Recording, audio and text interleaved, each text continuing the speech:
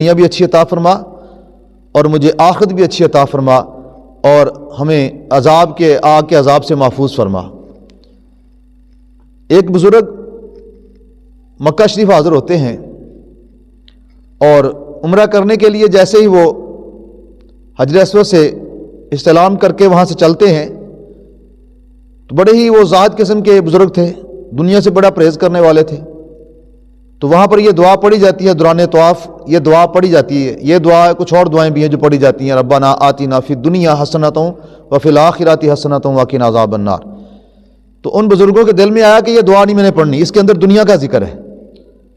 تو دنیا تو میں رب سے مانگتا ہی نہیں، دنیا تو مجھے چاہیے ہی نہیں۔ تو انہوں نے کہا میں نے یہ دعا نہیں پڑھنی، میں اور دعائیں پڑھ لیتا ہوں۔ اور دعائیں پڑھی تو جب تھوڑا سا آگے گئے نا تو ان کے دل کے اندر یہ بات آئی، فوراً انہیں یہ خیال آیا کہ یہ دعا مانگی کس نے ہے؟ یہ دعا کسی بادشاہ کی تو نہیں ہے، یہ دعا کسی دنیاوی عہدہ رکھنے والے کی تو نہیں ہے، یہ دعا تو اللہ کے پیارے حبیب کی ہے، جن کی قدموں کی دھول ہمیں ملتی ہے تو ہم زاہد بنتے ہیں، ہم متقی بنتے ہیں، ہم پرہیزگار بنتے ہیں، ہم ولی بنتے ہیں۔ یہ ان کے قدموں کی خاک کا سرما ہم بناتے ہیں تو ہمیں یہ مقام ملتا ہے۔ تو جب انہوں نے یہ دعا کی تو میری کیا حیثیت ہے؟ تو وہیں سے قدموں سے انہی قدموں پہ واپس پلٹ گئے اور پھر دوبارہ جا کر حجر اسود سے پھر استلام کیا اور دوبارہ توبہ کر کے وہاں سے یہ دعا پڑھ کر چلے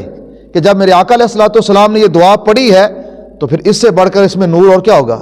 اس سے بڑھ کر شفا اور رحمت اور برکت کیا ہوگی، اس سے بڑھ کر اللہ کا قرب اور کیا ہوگا۔ تو وہ بزرگوں نے دوبارہ وہیں پر آ کر حجر اسود کے پاس آ کر دوبارہ وہاں